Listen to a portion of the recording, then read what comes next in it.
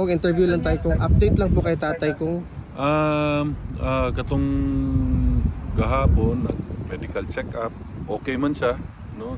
Sige pakatok sa sulod sa mga security, gakaon og tarong, super okay ang health, okay sa tanan. Kanya na lang siya mga message para sa ako ang mga igsuon o sa iyahang mga apo na nasa politika. O kato, permin niya gina-reiterate na unta suportahan sa mga Pilipino ang iyahang kandidato sa pagkasenador sa PDP laban sa Duterte. Aware siya kung na alive gyapon ang power sa mga kababayan nato na bisag na nami sa Duterte Street. Ako gisultian nga gibalhin na una Duterte Forest karon Duterte Street ako nagsigir ba to siya katawa. Nya mao lagi daw iyang kuan nga kanang maulaw siya sa inyo ha kay siyempre ang kahago sa pag-anhi diri o mahimo lang daw nga manguli na lang daw tanan. Mo anak ko nga di man mapugnan ang ilahang kung gusto nila pang kay nahimo naman ni murag tourist spot diri. Mo gid sir.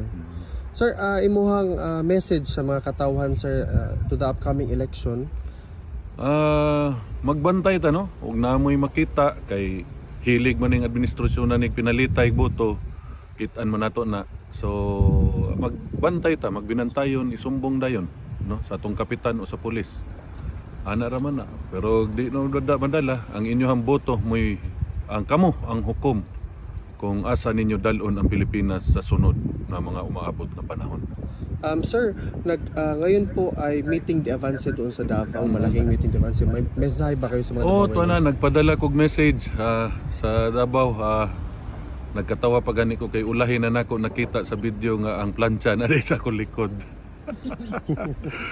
Sir, mabuhay po kayo sir. Daghang salamat sir. Salamat po kayo sa inyong suporta. Salamat kayo. Salamat. Number 1 or numero 1 sa balota sa 1st District, Congressman Paulo Duterte! Sa mga kaigsunan kong Davaoenyo, daghang kayong salamat sa padayon ninyong suporta at pagsalig kanako. Daghan po kayong salamat sa kanunay ninyong pagsuporta sa akong amahan na si Mayor Rudy, sa akong igsuon na si BM Bastit Duterte. Daghan pong salamat sa kanunay ninyong pakitang pagsuporta sa akong igsuon na si Vice President Inday Sara Duterte. Karon pipila ka adlaw kamo ang muhukom kanamo nga inyong mga politiko. Nakita nato kung unsa kahugaw ang pamulitika ani among kaakbang. Nakita ko ninyo kamo mismo ang saksi kung di unsa nila paggamit ang kaban sa gobyerno para sa ilang pamulitika diha sa atong syudad. Mga kaigsunan kong Davaoenyo, naay mensahe kaninyo si Mayor Rudy Duterte. Salamat. Mga kaigsunan ko, ayaw ninyo kalimti ang atong mga kandidato nga ang Duterte sa PDP laban.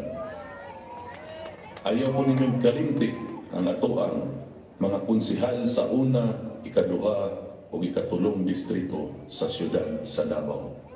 Ipakita nato kanila na ang Davaoenyo dili mapalit o ayuda o pagkwarta o bukas o unsa pamilya.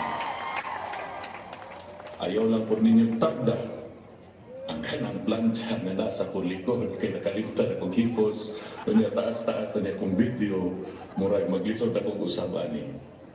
Sa makausab, daghang kayong salamat sa inyong padayon na pagsuporta hinabi na Diyon sa atong party list na PPP. Mga igala, mga kaigsunan, mga silingan, daghang salamat.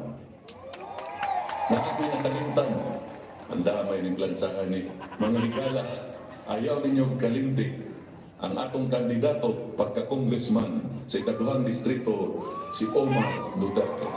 Ayaw ko ninyong kalimti ang atong hanandon na congressman sa ikatulong distrito, si Sid Umang. Daghang salamat sa makausap ug daghang salamat sa plansa kay nakalimot ko. Pasensya gyud kayo mga kauban. Maraming salamat, Sab! Manong Pulong Duterte sa makausap. Numero 1 sa balota sa 1st District, Congressman Paolo Duterte!